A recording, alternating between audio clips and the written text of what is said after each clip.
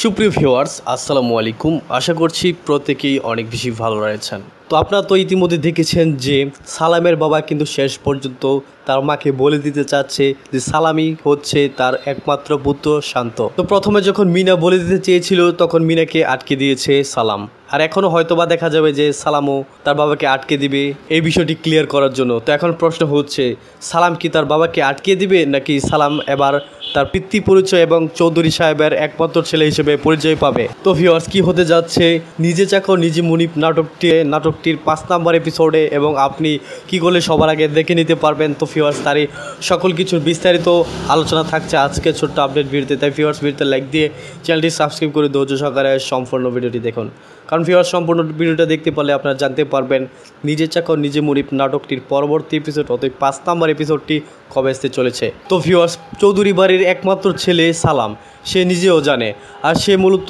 তার পিতৃ সম্পত্তি এবং নিজের বাড়ির মান সম্মান তথা এবং মায়ের সেবা যত্ন করার জন্য আড়াল থেকে সে সব কিছু করে যাচ্ছে। অন্যদিকে ভিউয়ার্স নকল শান্ত সেজে সে মূলত চৌধুরী সাহেবের সব সম্পত্তি দখল করে ফেলেছিল প্রায়, কিন্তু শেষ পর্যন্ত সালাম এসে শেষ রক্ষা করেছে, আর এতে করে নিজে এবং তার পরিবারের সকল সম্পত্তি এবং মান সম্মান রক্ষা করতে পেরেছে সালাম। তো ভিউয়ার্স শেষ পর্যন্ত দেখা যাবে যে সালাম এবারও হয়তোবা পরিচয়টি পাবে না তার নিজেরই কারণে।